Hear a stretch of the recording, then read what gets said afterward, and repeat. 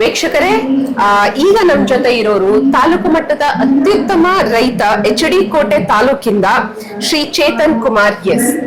ಚೇತನ್ ಕುಮಾರ್ ಅವರೇ, ಸುಸ್ವಾಗತ. ತಮ್ಗೆ ಅವಾರ್ಡ್ ಸಿಗ್ತಿರೋದು ತುಂಬಾ ಖುಷಿ, ಅಭಿನಂದನೆಗಳು. ಏನನ್ನು ವ್ಯಕ್ತಪಡಿಸ್ಲಿಕ್ಕೆ ಇಷ್ಟಪಡ್ತೀರಾ ಈ ವಿಷಯ? ನಾನು ಇಂಜಿನಿಯರಿಂಗ್ ಗ್ರಾಜುಯೇಟ್ ಮೇಡಮ್.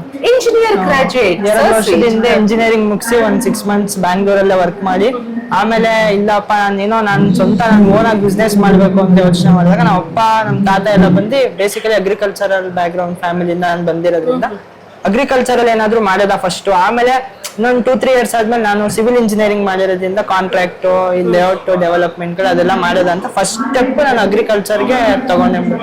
ನಮ್ದು ಅಡಿಕೆ ತೋಟ ಇದೆ, ತೆಂಗಿನ ತೋಟ ಇದೆ, ಕಾಫಿ ಬೆಳಿತೀವಿ, ಭತ್ತ, ಕಬ್ಬು, ಇವಾಗ ಒಂದ್ 5 ಎಕರೆ ಶುಂಠಿ ಹಾಕಿದೀವಿ, ಬಾಳೆ ಹಾಕಿದೀವಿ.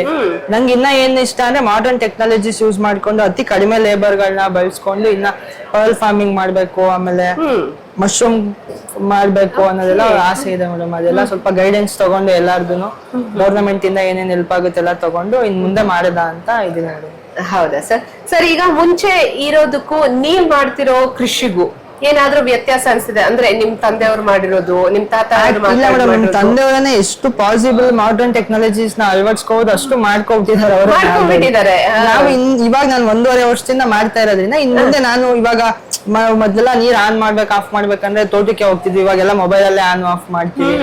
ಆಮೇಲೆ ಟ್ರ್ಯಾಕ್ಟರ್ ಇದೆ, ಮತ್ತೆ ಇನ್ನ ಏನೇನು ಹೊಸ ಇಂಪ್ಲಿಮೆಂಟ್ಸ್ ಇದೆಲ್ಲ ತಗೊಂಡು ಇನ್ನ ಚೆನ್ನಾಗಿ ಮಾಡ್ಬೇಕು ಅನ್ನೋದು ನಮ್ಮ ಆಸೆ ಮಾಡೋದು.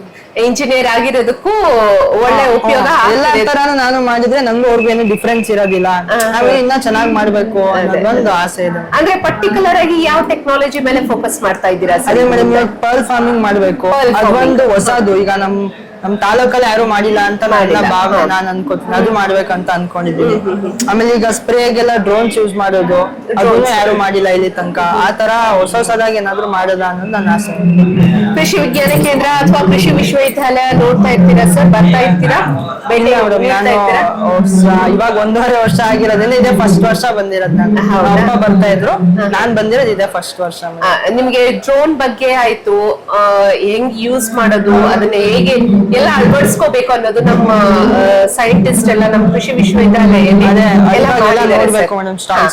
ನೋಡಿ, ನಮ್ಮ ಕೃಷಿ ವಿಶ್ವವಿದ್ಯಾಲಯಕ್ಕೆ ಭೇಟಿ ನೀಡಿ ಇಂಜಿನಿಯರ್ ಅಂತ ಬೇರೆ ಹೇಳ್ತೀರಾ. ಸೊ ನಿಮಗೆ ಟೆಕ್ನಾಲಜಿ ಹೇಳ್ಕೊಡೋ ಅಷ್ಟು ಇದಾಗಿಲ್ಲ, ಬಟ್ ಆ ಟೆಕ್ನಾಲಜಿನ ನಮ್ ಕೃಷಿಯಲ್ಲಿ ಹೇಗೆ ಯೂಸ್ ಮಾಡ್ತಾ ಇದಾರೆ ಅಂತ ಹೇಳಿ ನಮ್ ಕೃಷಿ ವಿಶ್ವವಿದ್ಯಾಲಯಕ್ಕೆ ಬಂದ್ರೆ ನಿಮ್ಗೆ ಒಂದ್ ಸ್ವಲ್ಪ ನೋಡ್ತೀನಿ ಎಲ್ಲ ಇದೆ. ಇವಾಗ ಸ್ವಲ್ಪ ನೋಡಿದೆ, ಇವಾಗಿನ್ನ ಎಲ್ಲ ನೋಡ್ತೀನಿ ಮೇಡಮ್. ಒಳ್ಳೇದು ಸರ್. ಇಂಜಿನಿಯರ್ ಆಗಿ ನೀವು ಕೃಷಿಗೆ ಬಂದಿದ್ದೀರಾ, ತುಂಬಾ ಖುಷಿ ಆಗ್ತಿದೆ. ನಿಮ್ಮಂತವ್ರು ಕೃಷಿ ಕ್ಷೇತ್ರಕ್ಕೆ ಬೇಕು. ಸರ್, ನಮ್ಮ ಯುವ ಪೀಳಿಗೆ, ಈಗ ಬರೋ ಜನರೇಷನ್ಗೆ ಏನ್ ಮೆಸೇಜ್ ಕೊಡಕ್ ಇಷ್ಟಪಡ್ತೀರಾ? ಜನರೇಷನ್ ಅವ್ರಿಗೆ ಅಂದ್ರೆ ಏನಿಲ್ಲ ಮೇಡಮ್, ಇವಾಗ ನಮ್ ಸ್ವಂತ ನಾವು ನಮ್ದೇನೋ ಒಂದ್ ಬಿಸ್ನೆಸ್ ಅಂತ ಮಾಡ್ಕೊಂಡು ಕೃಷಿಯಲ್ಲೂ ಮಾಡ್ಬೋದು. ಇವಾಗ ನಾವೆಲ್ಲ ಹೋಗಿ 40,000 50,000 ದುಡಿಯೋದಕ್ಕಿಂತ ಇವಾಗ ನಾನು ಈ ವರ್ಷ ಏನಿಲ್ಲ ಒಂದ್ 10-15 ಲಕ್ಷ ದುಡಿತೀನಿ ಮೇಡಮ್. ಆ ಭರವಸೆ ನಂಗಿದೆ. ಮಾಡಿದ್ರೆ ಇನ್ನ ಚೆನ್ನಾಗಿ ಮಾಡ್ಬೋದು. ಇನ್ನೊಂದ್ 5-6 ವರ್ಷ ಆದ್ಮೇಲೆ ಎಲ್ಲಾರು ಕೃಷಿಗೆ ವಾಪಸ್ ಬರ್ತಾ ಇದಾರೆ ಮೇಡಮ್ ಆಲ್ರೆಡಿ. ಇನ್ನ ಚೆನ್ನಾಗಿ ಮಾಡಿದ್ರೆ ಇನ್ನ ಒಳ್ಳೆ ಆದಾಯನೂ ಮಾಡ್ಬೋದು. ನಾವ್ ಯಾರಿಗೂ ಏನು ಕೇಳಂಗಿಲ್ಲ, ನಮ್ಗೆ ಹೆಂಗ್ ಬೇಕಂಗಿರ್ಬೋದು, ಯಾರಿಗೂ ಏನ್ ಆನ್ಸರಬಲ್ ಅಲ್ಲ. ನಾವು ನಮ್ಗೆ ಹೆಂಗ್ ಬೇಕಂಗಿರ್ಬೋದು, ಆರಾಮಾಗಿರ್ಬೋದು ಅಂತ ಹೇಳಕ್ ಇಷ್ಟಪಡ್ತೀನಿ ಅಷ್ಟೇ. ಸರ್, ಮಾರ್ಕೆಟ್ ಯೂಶುವಲಿ ರೈತರಿಗೆ ಪ್ರಾಬ್ಲಮ್ ಅಂತ ಇವಾಗ್ಲೂ ಇದೆ. ಪ್ರಾಬ್ಲಮ್ ಎಲ್ಲರಿಗೂ ಇದ್ದೇ ಇದೆ ಅಲ್ಲ ಸರ್? ತುಂಬಾನೇ ಈಗ ಒಂದ್ ಸ್ವಲ್ಪ ಅನುಕೂಲಗಳು ಆಗಿದಾವೆ. ಈಗ ಟೆಕ್ನಾಲಜಿ ಅಂತ ಹೇಳ್ತೀವಿ, ಇಂಟರ್ನೆಟ್ ಬೇಸ್ಡ್ ಸುಮಾರು ಆಪ್ಷನ್ಸ್ ಇದಾವೆ.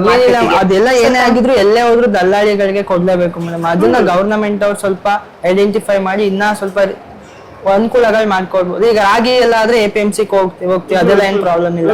ಈ ಶುಂಠಿ ಇದೆಲ್ಲ ಮಾಡ್ಬೇಕಂದ್ರೆ ನಾವು ದಲ್ಲಾಳಿಗಳನ್ನ ಮೂಲಕನೇ ಹೋಗ್ಬೇಕು.